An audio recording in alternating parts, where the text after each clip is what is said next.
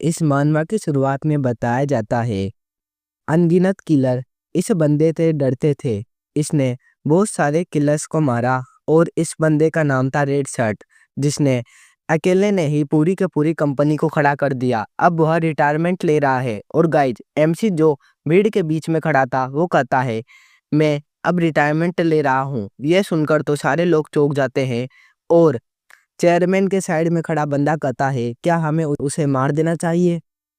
ये सुनकर तो एमसी भी चाकू लेकर तैयार हो जाता है फाइट के लिए और वो बंदा भी तैयार था, लेकिन बीच में चेयरमैन कर देता है हाथ और कहता है तुम यहाँ से चले जाओ, चलो आज से हम दोनों खून नहीं बहाएंगे। फिर हमें एक बस का सीन दिखाया जाता है जहाँ पर एमसी किसी से बात कर रहा था, वो थी उसकी वाइफ। एमसी उससे कहता है बताओ अभी शीशे क्या कर रही है। उससे कहना कि उसके पिता उसे याद कर रहे हैं, तो उसकी वाइफ भी कहती है ठीक है, वो अपने डैडी को भी याद करती है, तो आप जल्दी घर पर आ जाओ। तो एमसी भी उसकी फोटो देखता हुआ कहता है हाँ मुझे भी उसकी याद आ रही है, वो जल्दी आ जाए। तो उसकी वाइफ कहती है बेवकूफ़ों की तरह अभी फोटो देखना बंद करो, अभी तो वो पैदा भी नहीं हुई है। उसी समय एमसी के पीछे आ जाता है एक किलर, पर लेकिन एमसी को चल जाता है पता और वो उसे डोज कर लेता है। अचानक एमसी की दबी हुई आवाज को देखकर उसकी वाइफ कहती है अचानक वहां पर क्या हुआ। और गाइज जो भी बस में बंदे बैठे थे वो उस किलर को देख के डर जाते हैं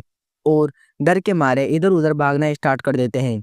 वो किलर उन सभी से कहता है मैं बस इस बंदे से फाइट करूंगा, सारे के सारे बस से उतर जाओ, और एमसी की तरफ चाकू को पॉइंट कर देता है और गाइज सारे के सारे लोग बस से जल्दी उतरने लगते हैं। एमसी फिर उस किलर के चाकू को डॉज कर लेता है और उसे देखने लगता है। फिर एमसी उस किलर का हाथ पकड़कर एक जोर से पंच बनाकर उस किलर के मुंह पे मारता है, जिसके कारण तो वो दूर जाकर गिरता है और उसके मुंह से खून निकलना स्टार्ट हो जाता है। फिर एमसी अपनी एक कोनी से उस किलर के मुंह पर मारता है और फिर गला पकड़कर उससे कहता है तुम कौन हो। तो वो किलर कहता है तुम्हें तो मेरा चेहरा भी नहीं पता, लेकिन जिस कंपनी को छोड़ के तुम आए हो उसके एम्प्लॉयज तुम्हें टारगेट बना रहे हैं। अब तुमने कंपनी छोड़ दी तो अब तुम सरवाइव नहीं कर पाओगे। फिर गाइज एमसी के कॉल का कनेक्शन भी कट जाता है।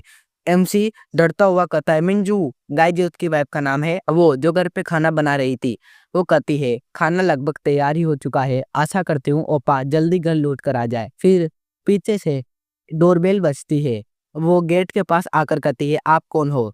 तो वो बंदा कहता है मैं तुम्हारे हस्बैंड के साथ काम करने वाला एक एम्प्लॉय हूँ, मैंने सुना कि वो अब रिटायर होने वाले हैं तो मैं उन्हें कुछ देने आया हूँ। तो उसकी वाइफ भी कहती है रिटायरमेंट। फिर जब गेट को खोलती है तो ये वही बंदा था जो एमसी को मारने की उस समय कोशिश कर रहा था। उसके कारण तो उसकी वाइफ पीछे आ जाती है और नीचे गिर जाती है, लेकिन वो बंदा उसकी वाइफ की तरफ बढ़ता है। उसकी वाइफ पीछे जाती हुई कहती है मुझे माफ कर दो लेकिन मुझे मत मारो, लेकिन वो उसकी वाइफ का बाल पकड़ लेता है और उसके गर्दन पर चाकू रख देता है।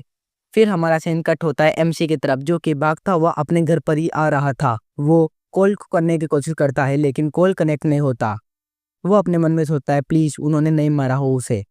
फिर वो अपने घर का गेट खोलता है तो वहां पर थे जूते के निशान बहुत सारे। उन्हें देखकर वो डर जाता है और जब घर के अंदर आता है तो वही बंदा घर के अंदर बैठा हुआ था। वो उसकी वाइफ का हाथ का खाना खाता हुआ कहता है मुझे नहीं पता था तुम्हारा एक बच्चा भी है, तो यही कारण था कि तुमने चेयरमैन को धोखा दिया, लेकिन वो तुम्हारे इस बच्चे की परवाह कभी नहीं करेंगे।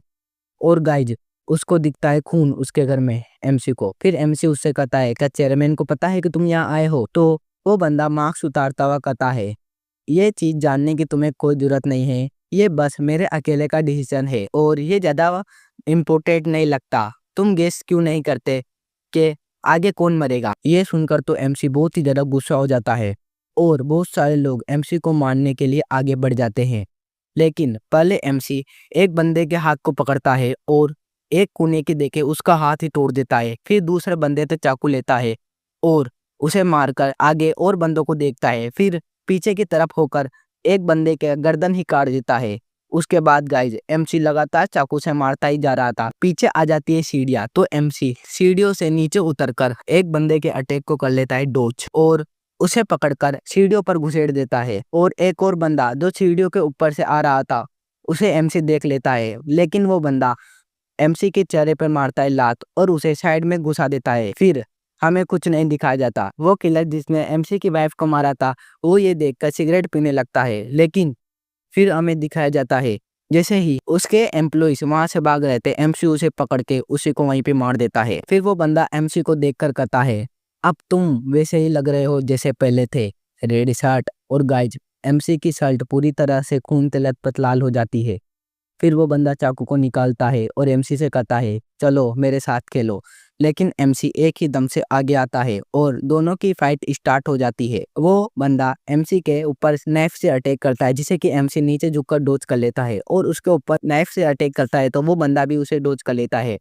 फिर वो बंदा एमसी का पैर पे मारता है, जिसके कि एमसी का बैलेंस बिगड़ जाता है। लेकिन एमसी कैसे भी संभल कर उस बंदे को पकड़कर नीचे गिरा देता है और उस बंदे के साइड में चाकू मारकर जब घुमाता है तो उसके लग जाता है कट। और वो बंदा जैसे ही एमसी को चाकू मारने वाला होता है, एमसी उठे डोज कर लेता है और उस बंदे के गले पे चाकू घुसा देता है। ये देखकर तो वो बंदा भी डर चुका था। फिर वो एमसी को मारने जाता है तो एमसी उसके हाथ पर ही कट लगा देता है और पहले तो उसके गले पर, फिर पेट पर, फिर बाद में उसके पैरों पर जोर जोर से चाकू मारने लगता है। इतने चाकू खाने के बाद तो उस बंदे के मुंह से खून निकलने लग जाता है। वो बंदा एमसी से कहता है, तुम कमीने, लेकिन एमसी उसके गाल पर जोर थे झापट मारता है। वो बंदा जो कि एमसी से पूरी तरह से डर चुका था, वो एमसी से कहता है, मैं तुम्हारे लड़ने के लायक नहीं हूँ तो मुझे मार दो। और गाइज, एमसी उसके पास आता है और उसे मार देता है। फिर एमसी के घर पे थी लाशें ही लाशें और वो जब एक कमरे में जाता है तो उसको अपनी पुरानी मेमोरीज याद आती है, कैसे उसने शादी करी थी, रिंग पहनाई थी और उनके बच्चे हुए थे।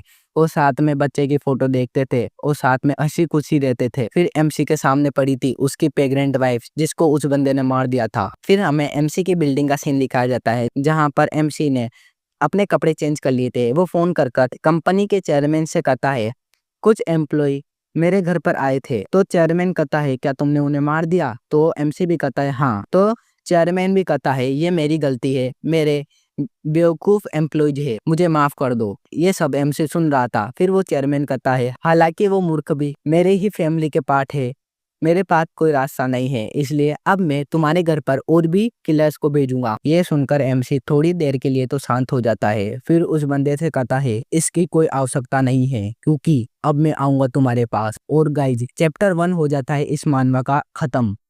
नेक्स्ट एपिसोड के लिए वीडियो पर कमेंट कर देना। Okay, bye bye.